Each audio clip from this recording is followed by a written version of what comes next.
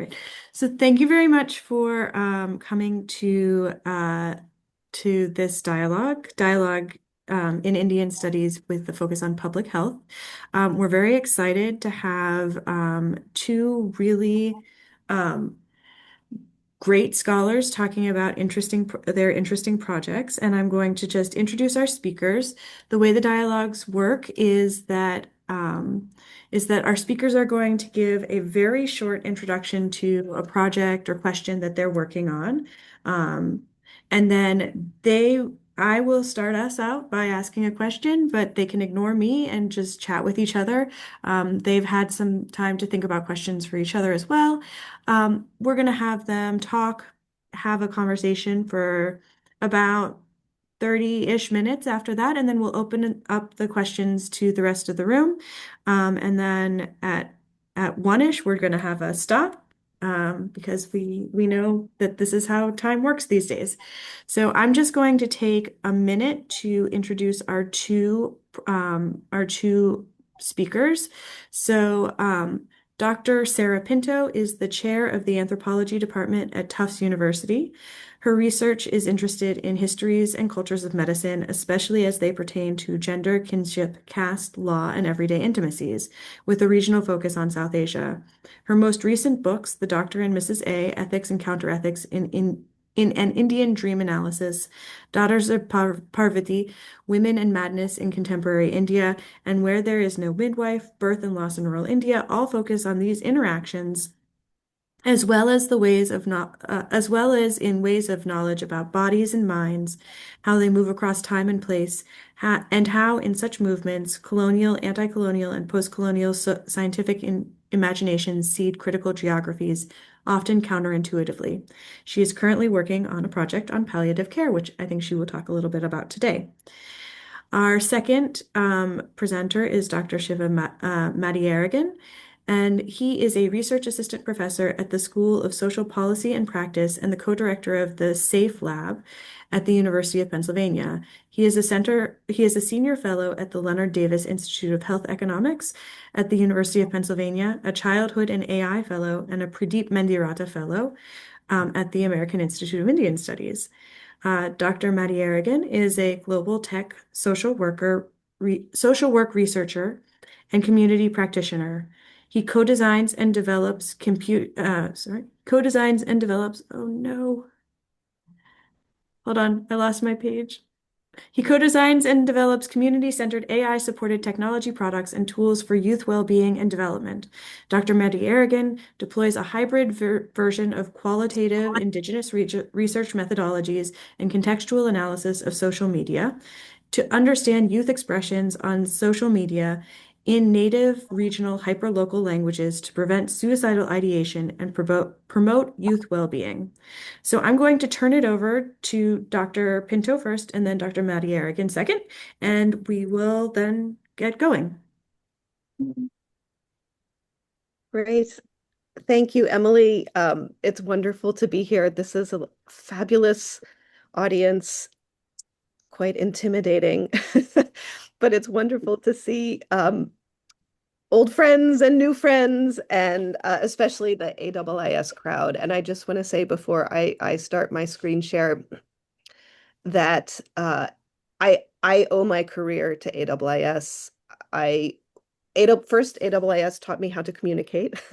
I have done the Hindi program and the Bengali program, year-long program in Bangla and the summer program in Hindi.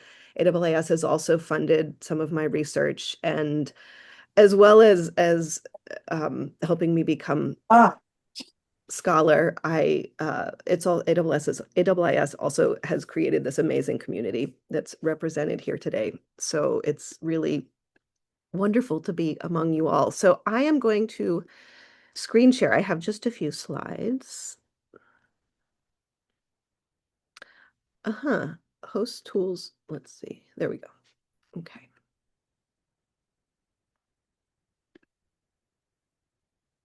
All right. Is that visible? Okay. So I started with a slide about medical anthropology, which I think most of this audience will not really need. This is hardly about medical anthropology, but I wanted to situate where I locate myself as a scholar in the spectrum of public health concerns in India. So on the one hand, I am interested in what I think of as sort of high-level, scholarly, academic, often public-facing bioethical debates and conversations. I am interested in the kinds of conversations that emerge from high-level legal proceedings, and I'll talk in a minute about the Supreme Court judgments that are a part of my research. At the same time, I am also interested in, maybe more interested in real life, the everyday realities of medical practice. And I, in the slide, it looks like there's like a giant gaping gap between these two. But of course, what is most interesting is what happens in between and the ways that sometimes the bioethical debates and discussions seed and inform real life and everyday medical practices. Often they do not. And sometimes everyday life and everyday practices inform bioethical debates and discussions, but often they do not. But sometimes there are interesting things that happen in the middle, which is where I think of this project as being situated. I began this research as a Fulbright Nehru Fellow so in 2022, with the question of what is a good death in West Bengal. Those of you who know the trajectory of my work will know that I spent most of my career working in Uttar Pradesh. I have shifted now to working in West Bengal, so I'm kind of a beginner in Kolkata in a lot of ways. So I began with a question that was focused more on popular understandings of the concept of a good death. And the context of Kolkata, this is a context where medicalized dying is increasingly common. It is far from unusual for people to either die in hospitals or in home settings that are also medicalized, or in which there is some degree of medical care happening. It's also a context where, like most of South Asia, a lot of most decision making, not just in at end of life, but especially at end of life, is made by a group, by the family, by members of a family, sometimes in dialogue with the patient and sometimes not in dialogue with the patient. The context when I began the research was also one in which there had been high-profile legal cases addressing ethical questions about end-of-life care, especially focusing on euthanasia and the definition and concept of passive euthanasia. Supreme Court cases also decriminalized suicide and promoted and made provisions for this newish legal technology called the advance directive, or a living will. So I was interested in the ways these pieces sort of fit together, and how everyday folks thought about the idea of a good death. In my preliminary interviewing and conversations, I found that there was a pervasive concern, particularly among medical professionals, about too much medicine at the end of life. And I put too much medicine in quotes because it's a phrase that popped up, but it also summarizes the sort of a spectrum of ways of talking about excessive medical care in the very last stages of dying. The physicians, I mostly talked to physicians at this point in the research. They saw this trend as driven by families primarily, a little bit by aspects of the medical structure itself, but people were more concerned about families pushing for excessive medical care. This is the doctor's discourse. And many medical professionals I spoke with saw the advance directive as a kind of fix to this problem. And in those conversations about advance directives, many of the physicians spoke about this primarily as a concern about excessive medicine. So there was some concern with patient autonomy, but really the question was, how can we reduce suffering at the end of life? How can we promote a more peaceful death? The concept of a peaceful death was quite an important one. So the project morphed and changed as anthropological projects do and should. And this is what it looks like now. It's an ongoing research project. each phase is ongoing. Some are more further along than others. So the first phase of the project, it's all happening simultaneously. There's no sort of linearity here. But the first one that we'll talk about is a review of the Supreme Court judgments that have produced the current policies and institutional goals. The second part, and this is maybe the one I've done the least, is so far a media study, but may have a fieldwork component of public action to promote advanced directives. And I'm quite interested in the emergence of kind of category of physician activist, also public intellectuals. There's an overlap there, who are actively promoting advanced directives, either through forming organizations or taking a media stance to promote advanced directives.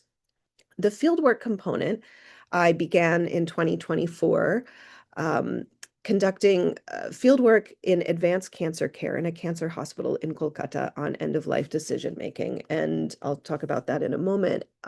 Ideally, I will do more fieldwork in a multi-sited hospital because end-of-life care in cancer care is a very specific kind of picture. And I suspect that some of the questions and the formulations might look different in different forms of medical specializations.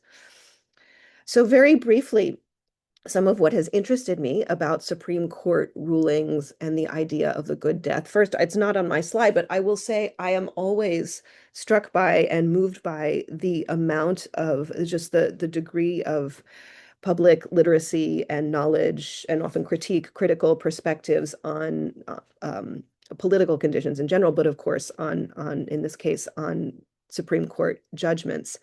So I have been interested in the way that the rulings related to euthanasia and advanced directives have been oriented by concepts of dignity, and dignity defined under Article 21 in terms of freedom and autonomy. There are many ways to define dignity, and often it is rather famously an undefined concept that is embraced for its openness. And in the case of these judgments, the definition of dignity is usually associated with autonomy. I'm also interested in the way the advanced directive is situated almost in the way that judgments have a literary form as a kind of solution, as a technological solution to a social and public health problem. Another thing that fascinates me about the Supreme Court judgments are the diverse sources that are mobilized to deliberate medical ethics. And by diverse sources, I mean that in the course of Common Cause, for example, which is a massive document, a massive Supreme Court judgment, the judges in their deliberation refer to literary works, Indian and European and other, from many places. They refer to popular media, they refer to philosophy, and of course they refer to other judgments. But I'm quite interested in the ways that the authority of the judgment involves these forms of citation of seemingly completely unrelated spaces for ethical thinking. And finally, I'm interested in the way in these judgments, end-of-life care is connected to other deliberations on dignity and other domains of life. So finally, I will just say a little bit about the research the fieldwork, the ethnographic research I've been conducting in Kolkata, and I've been doing this in collaboration with a psychiatric oncologist, Dr. Sumitra Datta. So we have been focusing on a palliative care unit in a cancer hospital, and we have done interviews with professionals, doctors, mostly doctors, nurses, medical officers in a range of specializations.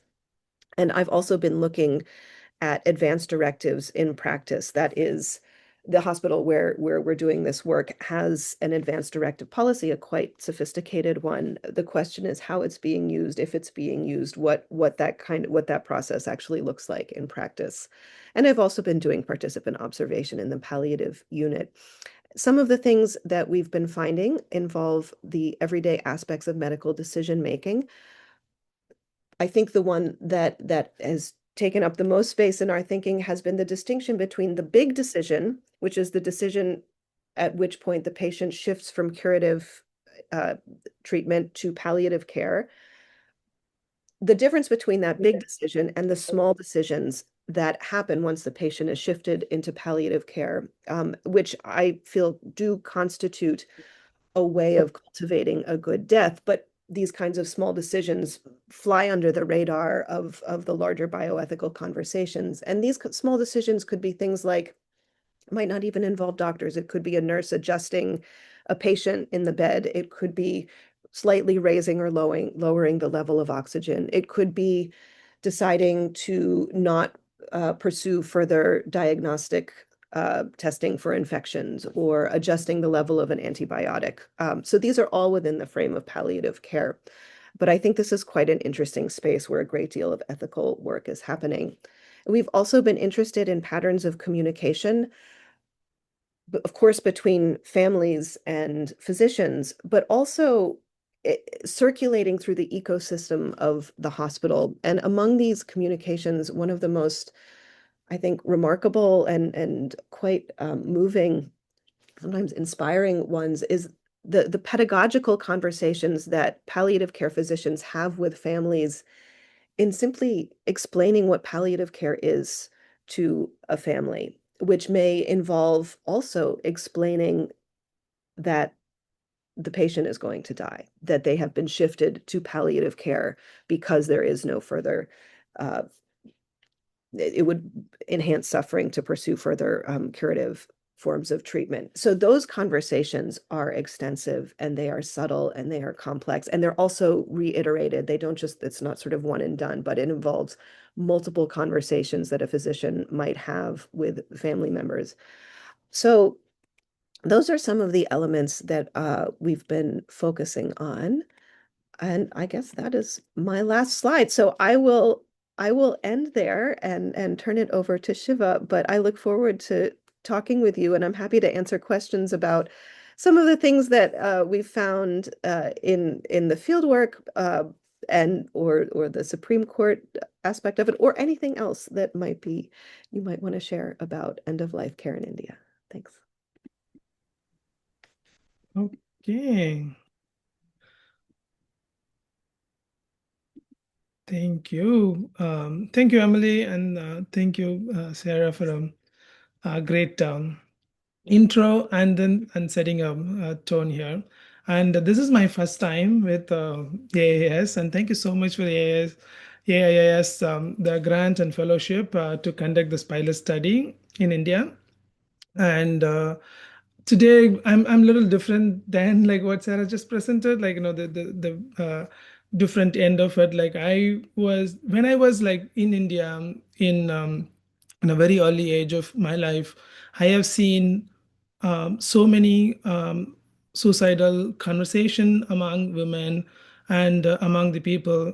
When I growing up with social media ages, I noticed so many young people express their suicidal ideation in different languages, particularly Tamil and English. My experiences in India is in Pondicherry and Tamil Nadu, and I was really thinking that my nonprofit in 2012 made a big initiative around uh, suicide prevention for young people because Pondicherry used to be one of the highest suicide rate in the world.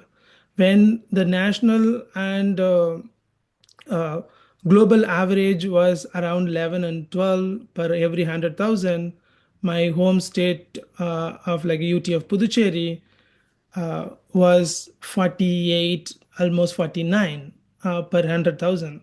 So this was like a most pressing public health crisis for young people in India. So I've been always thinking that like how do I do this as a community based social worker, and we initiated several initiatives in Pondicherry for like a suicide prevention. When the social media took a big shift in young people's presence, I started like the entire young people's conversations moving towards the online spaces, and what kind of like interventions could be possible, and then how we can really able to support young people online was biggest question. And that question I've been just keeping it forever, and I didn't get a really a good support to work on this. And last few years I've been really shaping this idea and then trying to put this as like a pilot project. And today, that pilot project is getting into a new shape as a culturally responsive assessment for youth suicidal expressions online. And if you see, particularly India, we recently received a report on National Crime Record Bureau. The 12.3 per every 100,000. The suicide is most pressing public health crisis, particularly among the young people. We in Pondicherry alone, we noticed that like more than 55% of the victims are young people below the age of 35, and that phenomena is like stays in the globally as well as nationally. And UNICEF came up with the reports that most young people communicate and depend primarily their information through the online, and youth distress increasingly visible in online, and but their pathways for a care is going down. The research gap is not just technical, it is a linguistic, cultural, ethical, and it's a translational. And in India, when the young people are interacting in online spaces, it's mostly in regional languages and code switching, mixed languages. Often it's understudied, underreported, and they hard to even get like any support. When young people are like seeking support online, they do not get right support at the right time because we do not have empirical evidences, and we do not have like a support systems built within the Indian systems. And suicidal expressions are rarely arise at the neat clinical statements, because the conversation tools often miss Tamil English, Hindi, code mixing, and transliteration local idioms. Indirect speech, shame, family pressure, exam stress, all those things are expressed in a completely different ways. I'll show you some examples of how this gets expressed online. And memes, images, video captions, emojis, and jokes that carry a distress, often in mixed languages as well. And the rapid shifts in the slang, hashtag, code switching, and platform cultures are unique for young people and unique in online, but often it's all missed out uh, in the Western clinical taxonomy.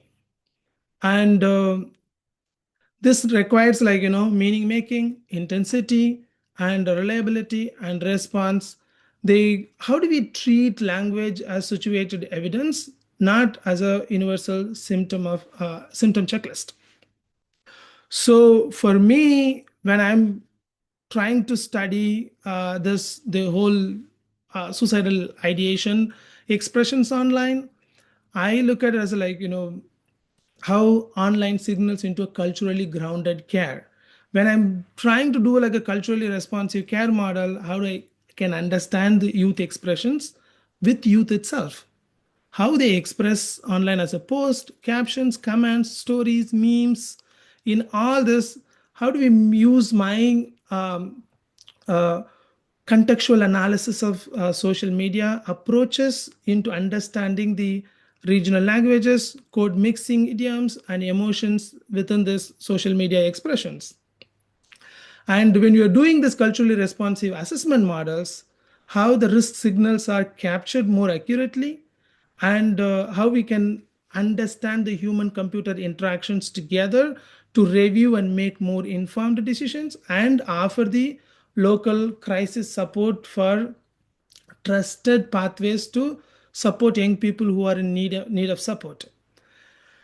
The plugin which we are trying to build, it's not just like it should be a care bridge. It's not just a classifier as a one of the classifier within the online platforms. Just flags as a surveillance tool, or flags as a uh,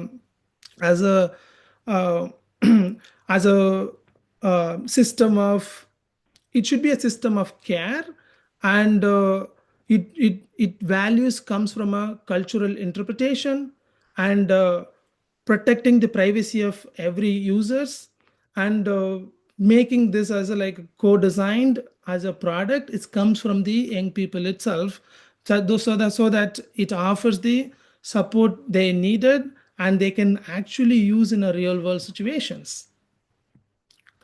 So for this project, I developed three objectives. The first one is analyze the expressions, and 3 months of digital ethnography model, where we spent like a I personally spent like a 3 months in a I created like an exclusive account, an Instagram account, and spent a 3 months and then using specific codes on suicidal ideations observed in various ways. When young people express, this is particularly focused on Pondicherry and Tamil Nadu.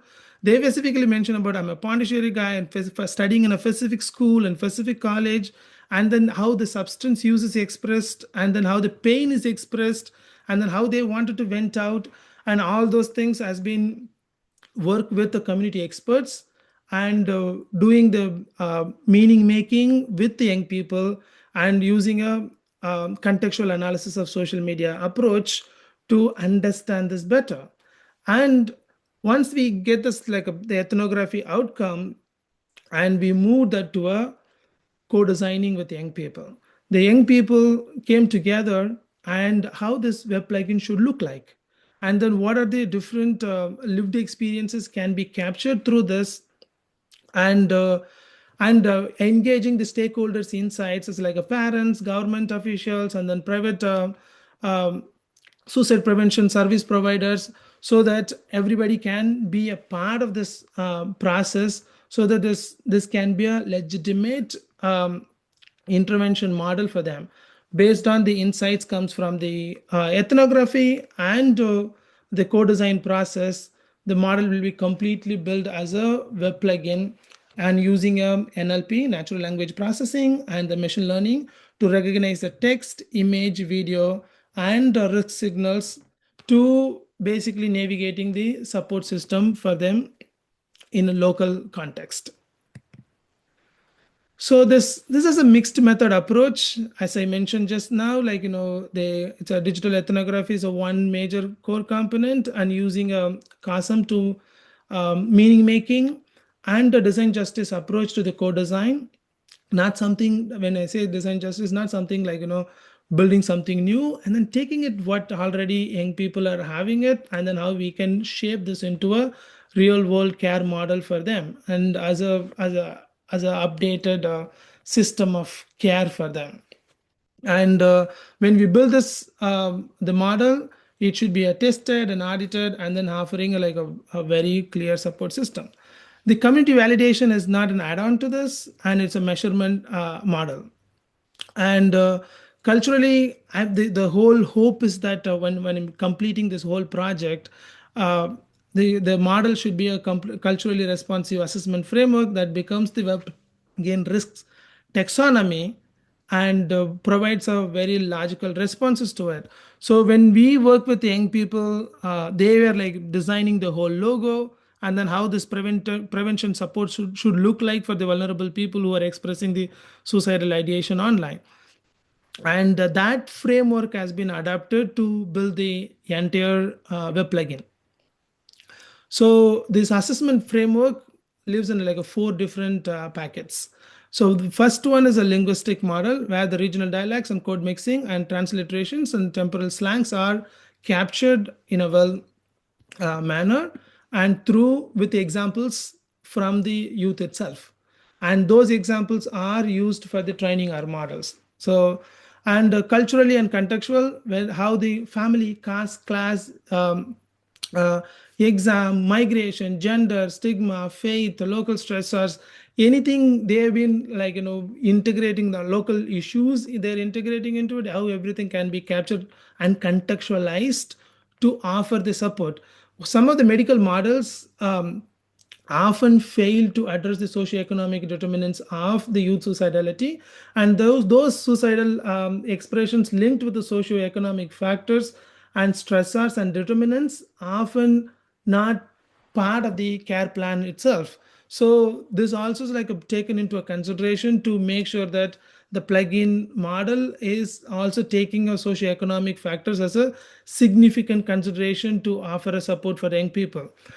So, and then additionally, like the multi-model approach in terms of a text, image, video captions, and emojis, hashtags, and interaction patterns, and everything can be captured together to make a more uh, risk flagging approach for defining the why this person is seeking a support, and is really a right signal, and it's a culturally responsive offer is going to go to this particular person or not, can be determined based on the multimodal approach. And then care pathway, it's not something done already, it's something we are working on it. It's how we can build a confidence and uncertainty, consent, and human review process, the local resources and follow up, the connections need to be built together. Those things are, it's all under process at the moment. It's in a very early stage of the research, so it will take its own time. And this is not like the demo of the product. It's a plugin workflow. As soon as like once we get like a the some suicidal expressions are expressed in online, and it will be, particularly it's only publicly available data, the young users has to be opt in, and if they, once they give a consent, it's scanned and give a consent, they, it will detect, and it's contextualized by itself, and it creates a score. And then we have bring like human in loop process to review and create like a support system for them. That's how this model works at the moment.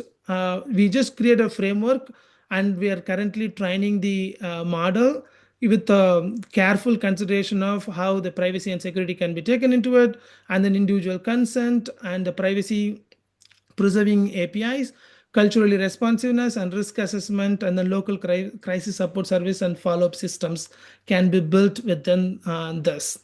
And this is not a surveillance tool for any means, and then this is not directly going to recommend any of the care model or clinical tool. No, no clinical decision will be made out of this particular tool. This will be a like add-on preventive support system for timely care for young people who are seeking support. If you think of situations when young people are seeking support at the midnight, helplines are not able to support, and the most of the care, the existing care systems, not able to provide a timely support due to the various reasons. When young people are having a phone as a system, we are hoping that this could be a potential support can be offered in a timely manner with support of the technology. So this is a possible ways we are trying to integrate this web plugin into the existing system. Currently we are building as a browser extension which can goes into the any of the browsers like a Chrome and Safari or Firefox, anything. And as an additional model, I'm hoping that this can be integrated into a GenAI app or a tool, which can be any of the chatbots you are interacting. Even like the when Sam Altman was the CEO of OpenAI, coming up and saying that more than 100, no, actually more than a 1.5 million people are seeking support for mental health care only in ChatGPT itself. And if you're considering all other platforms, when people are seeking support is lot higher, and we do not have any culturally responsive care model and support for people. This could be a potential gap filler to provide a safety layer as an API or a community dashboard, and whatever ways it can be used to prevent youth suicide can be possible. And I'll stop here. Thank you. And maybe I'm open to have like more conversation and discussion with Sarah and all of you to discuss more about it. And this is in a very early stage of research, and we can discuss further and learn. Looking forward to learn more. Thank you. Thank you to both of you. And I just wanted to, I think because of where we are, I might just open it up to people to ask questions, but as we're sort of waiting for someone to figure out their first sort of step, their first question, I did come up with a question that I thought about, and it was that both of the projects that you describe here are clearly well within this idea of public health. But they're also at the outside of what we tend to think of as our health infrastructure. So I'm wondering if you could think about or talk about ways of understanding public health and health infrastructure from the margins that your projects inhabit rather than sort of the more central spaces like doctors' offices, and primary care health that we tend to think of when we think about public health and health infrastructure. And then as you're thinking about that, folks should feel free to raise hands, bring in their point of views and questions as well. I'll jump in quickly because I think the end of life care and particularly the palliative care model has been taken up has been increasingly absorbed into a public health infrastructure and in often quite innovative ways that mobilize community members and bring people into communities as well as technological forms like video chat and this kind of thing have worked to sort of change what we think of as the public health infrastructure. At the same time, are very much situated in medicine, like traditionally, framed medical categories. So I think it's a wonderful question, and I'd love to hear from Shiva because I think the way you end it is really important, that this is, you're still working on the kinds of response that the pathways to care that come after this, but what you're looking at is something that is not, it doesn't begin with, it doesn't begin with the health infrastructure. It begins where people are actually talking. Yes, I think for particularly in the most recent days, the suicide prevention public health infrastructure has been widened in India, I guess. So now I can see the National Alliance for Mental Health and and organizing all the community-based organizations to initiate more local conversations. On the other side, a lot of digital media influencers start talking about suicide prevention and the decriminalization of suicide also, and the recent Supreme Court judgment came from the uh, Supreme Court judgment came, and particularly um, the preparation of national entrance examinations and how student suicide prevention models can be integrated into the educational institutions and community-based practices and and multi-layered approach is coming up in much more.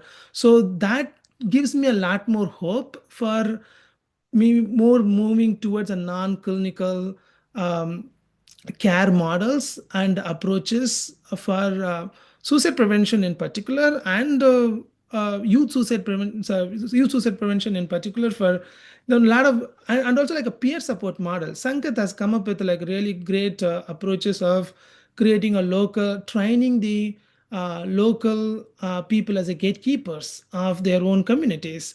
So there are like a lot of new community-based approaches happening in online and digital spaces as well. So online and the physical community itself. So it's an interesting time to observe and study, and it's opening up a lot of new door for the researchers to come and study and evaluate these mechanisms, what would be much more effective in the recent days to come. Thank you. I saw that Sumati Ramaswamy, you had your hand up. Do you want to ask Yes. a question? Thank you. Thank you so much to both Sarah and Shiva for these really thoughtful and really important presentations. I knew a little bit about Sarah's work because of the presentation she gave to at the trustees meeting. But Shiva, it's been wonderful to also and important to hear of your work. So first, many thanks and congratulations. And actually, my question is for Sarah, but it's actually prompted by Shiva's entire presentation, which emphasizes, the linguistic, right? The question of language. And I wondered, Sarah, and this is something that stayed with me since I heard you present at Pittsburgh, about these conversations that you talked about, right, which are so important for your ethnography. And I wondered, a very basic question. The conversations are in a mix, I'm presuming, of Bangla and Hindi and English, like all good Indian conversations, right? They're all mixed. But I wondered if you had tracked when people are speaking about such difficult issues, such as end of life.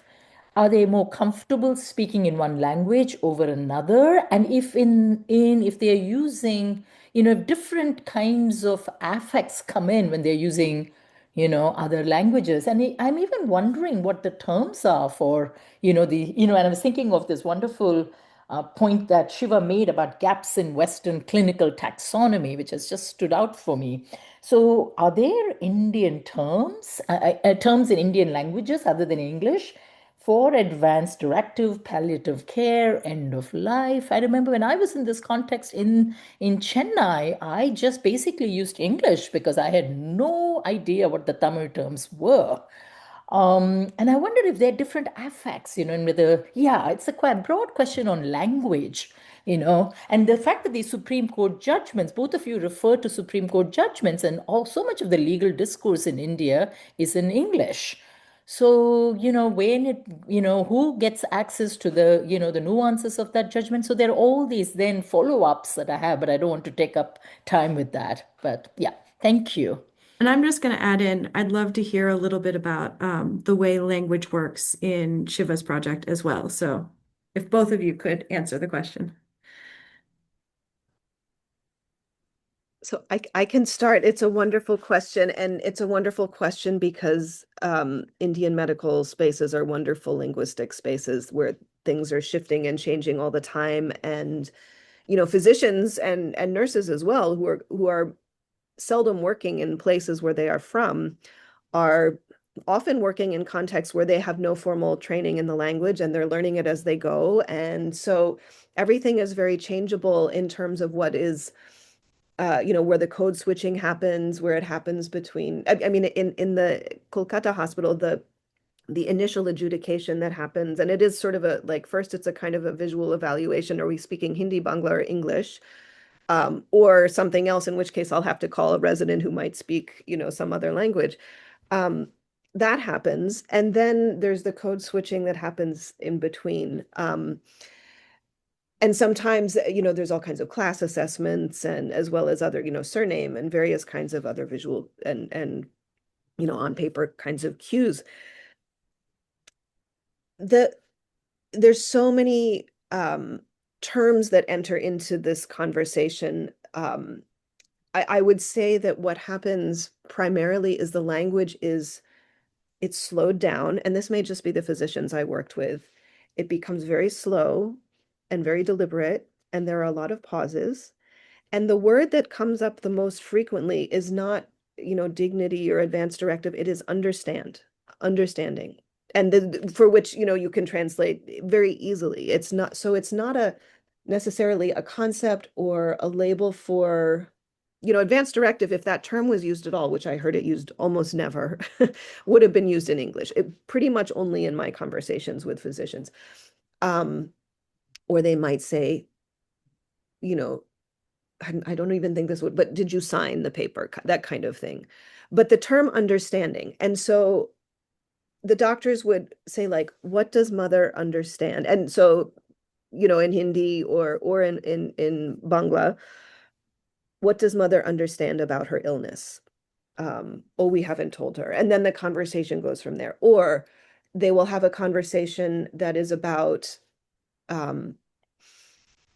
we want to make a peaceful end. This would be not in English, in a, Hindi or Bangla, for your father, mother, brother, sister, wife, husband. Do you understand? And so then what gets communicated into the file is in English, family has understood. समझ में आई है? You know, this sort of बुझते पाরছে,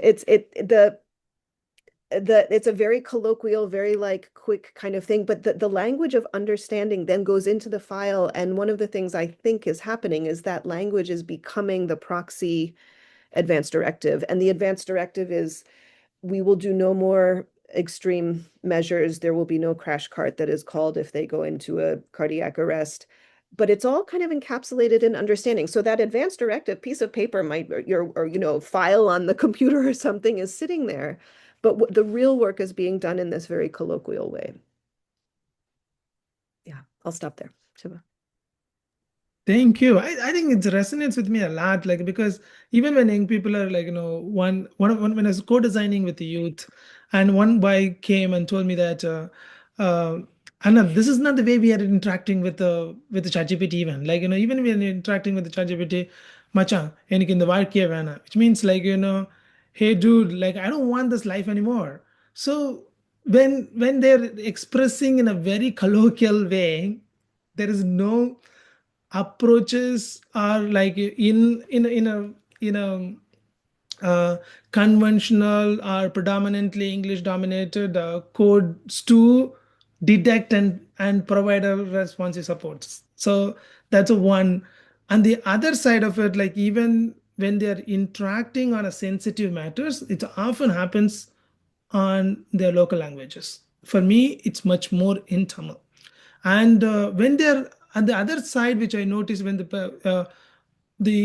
uh, the aggression has increased, they sometimes they use the English words.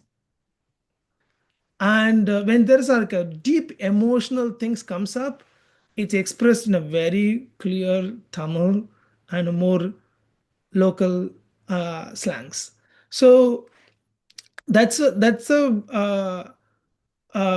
my understanding is that like every time when you want to like deeper emotional understanding, having that understanding that colloquial and local linguistic up maybe understanding is essential to provide a culturally responsive support system for them in case of if you're doing it. And online expressions is like a little tricky to me because when they use hashtags, they try to go with what is trending. So the trends is like bringing like if somebody I know some songs are getting into it like a Tamil songs or like Hindi songs or anything is nationally or locally trending, and those trends integrated with their local language, and often it's also like we call it Tanglish and Tamil expressed in English approach. So it's a very difficult to even understand by the any of the existing code patterns, and we need like a lot more work to be done on that side, like which I've been like trying to build this taxonomy to understand what would be that would look like. That could be a something I could present in a next conversations. Thank you. So I think we have a couple of questions in the chat, and also Vinitha has her hand raised. So I'm just going to read a couple of the questions in the chat, and we'll take Vinitha's question, and then you guys can answer what you want. So there's a really interesting question in the chat about how to understand recent court rulings, the harsh run of court rulings, in the context of palliative care. That was for Sarah. And then there's a question in the chat about the role of extended families in suicide prevention. And actually, I think that this is something that I would like to sort of extend out to both of you, the role of extended families in thinking through sort of their interactions in these medical situations. And also a similar one about family support, family support and expectations, but also how people are looking for information in new and different ways and how that makes these health interventions more complicated. So if you could think about that. And then Vinita, if you want to unmute and ask your question. Yeah, I really enjoyed both the presentations, and my question kind of goes both towards Sarah and a little bit towards Shiva as well in different ways. So the first one, when I was listening to yours, Sarah, so in my childhood, my father went through cancer, and we went through the whole decision-making process and exactly the whole, dynamics between provider and patient communication and all of that. So I come to this from a health communication perspective. My home discipline is communication. And so I was curious what your impetus was for privileging the provider perspective so heavily, especially, if you were thinking of anticipating down the line, maybe deepening understandings around dignity and the good death, more from the perspective of the kind of conversations that happen within the family, with the patient very much involved in those contexts.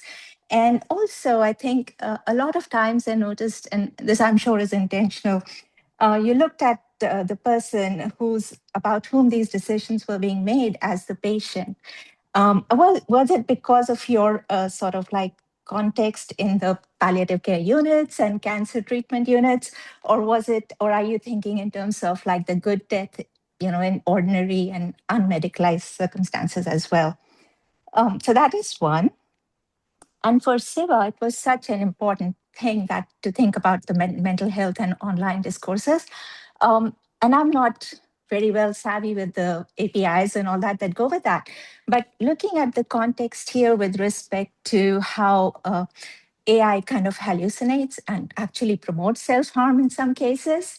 And so I'm kind of wondering if you have those kind of legal guardrails in the conversation in terms of having those kind of checks and balances, especially with the nuances you're thinking around.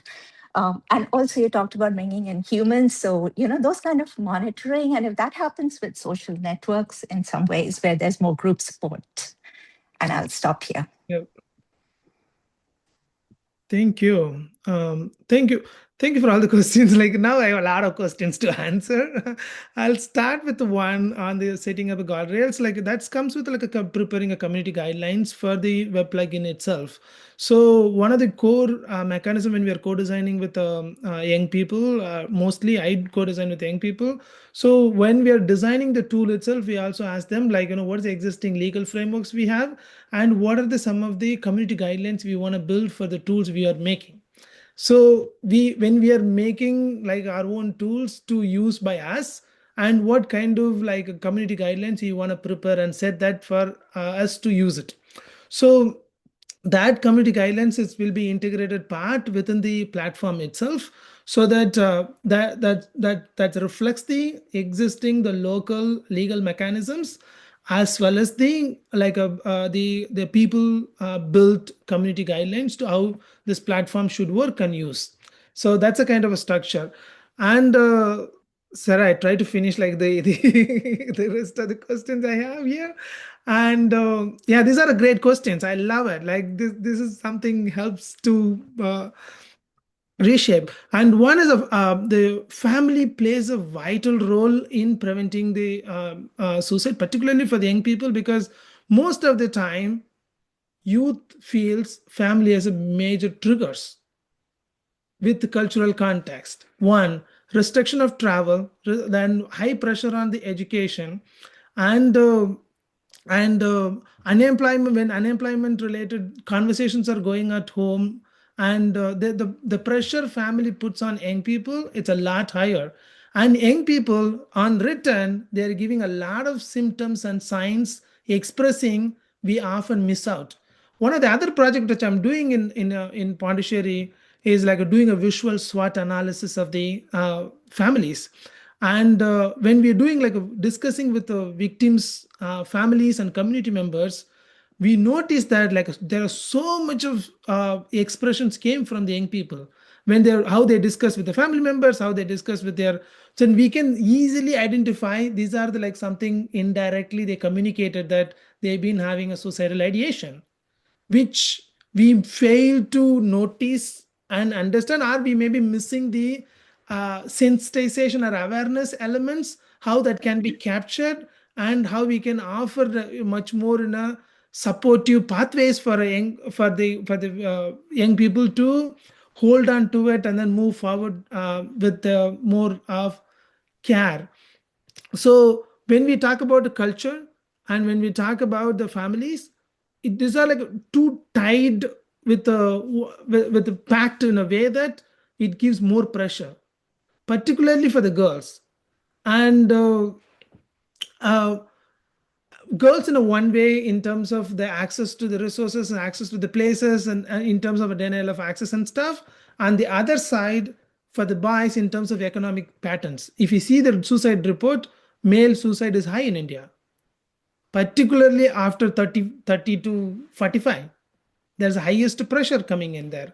So family has a significant role to play, and we do include the family thoughts into this discussions. But I do see like the family also plays as a triggers in many situations. On the other side, with regard to the chat, sorry, sir. Okay, with regard to the chat GPT, so the traditional pathways brings many questions. Yes, there it's easy because you don't have like any of the services in anybody. How you can go and casually have a conversation with any of your family members or friends about some of your feelings, say about your first sex or your relationship. You are having an intercaste or interreligious relationship with somebody. How easy to have such a conversation with your family members or your close relatives. Then they might go and find out like alternate spaces to look, including the ChatGPT. That's what I heard from them. They look for strategies to communicate. Asking a strategy to communicate with the family members using a free ChatGPT services. So there's more to talk and more to discuss. Over to Sarah. Thank you. Thank you. I'll go really quickly, Vinita. This is a really key question. I actually began with not with medical professionals, and it began more, almost as a conversation among young people, mostly about, sort of experiences and ideals, and almost about a kind of public imagination. And the goal was eventually to move into both the medical sort of technical side of things and also the people's experiences of dying, in their families. So hopefully it will still continue in that trajectory. But I will say, I got quite caught up in the question of what it means to be a medical practitioner in this palliative space, particularly in a cancer hospital. And the work I really want to keep moving with is with the nurses. And so this is all newer for me, but I was doing this work, and as some of you know from the presentation I gave in Pittsburgh in August of 2024. And so in Kolkata in August of 2024, where this MG car rape and murder, and people, doctors and nurses and people were on strike, and it was such an intense atmosphere to be thinking about violence and labor and emotion and dignity and risk and vulnerability, which were kind of the same sorts of things that some, particularly the nurses, but also the women medical officers were thinking about as well. So I began to think about this end of life care scene in medicine as involving all of these sort of technical questions, but also as fundamentally connected up with things that are happening in the world that are connecting up ideas about dignity, for example, through similar kinds of court rulings and just the status of the healthcare worker. So it's moved in some interesting and unexpected directions, but I do really hope to come back around to exactly what you're talking about. The reason I use the word patient is probably habit from working with doctors. And but the other thing about it that's interesting is the concept of the advance directive is framed around the idea of patient autonomy. And so even within that frame, the figure, the subject is already framed as a patient. And I think that's important. So I appreciate that reminder. And I'll just really quickly, in 10 seconds, respond to Pranab's really wonderful question about the Harish Rana court ruling, which is, yes, it's fascinating. And I think what's so interesting is there's the pace of the court ruling and this, like the first passive euthanasia case that's, on the one hand, which is all about persistent vegetative state, a person in a persistent vegetative state, and then similar kinds of questions that are being asked all the time in medical practice that are not about people in persistent vegetative states and are somehow, it's almost like the same things happening all over the place in multiple ways, but not through the courts or those idioms because it is not people in persistent vegetative states, which is not how most people die. So I have more thoughts on it. I think it's fascinating. I'd love to hear your thoughts as well. I'll just stop there because we're out of time. Thank you.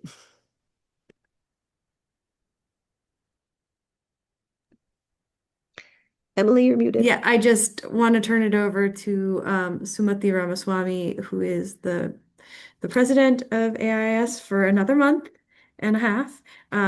Just say just a couple of things and then we'll finish off. Well, thank you. Thank you so much, Emily. And thanks again to Sarah and Shiva. And really, it's a bittersweet moment for me because I am outgoing president. Actually, our incoming president, Sunila, was also on the Zoom. She left a little while ago. But I wanted to thank you both. And when you hear, I was reading all the wonderful comments also in the chat, and somebody mentioned that they wish they had more time to continue to talk. That is actually the best compliment one can give to an event like this, and it's such an important set of issues that both of you are taking on. So really, on behalf of the AIIS, I wanted to thank you both, and really also thank Emily. This is the first year of us doing this series, and this is the concluding event for this academic year. We'll be back with next year's offerings in the new academic term. So it has been a really important forum for us at a time when there's so much so much darkness out there for us to gather as scholars. And each event, or each one of which I've attended, has brought out new people to our virtual community, and it's really wonderful to see that new people engaging because of the issues that our speakers, I believe, have brought to the fore. So many thanks again. I feel always whenever one of these events ends, I have a list of things I want to read up on.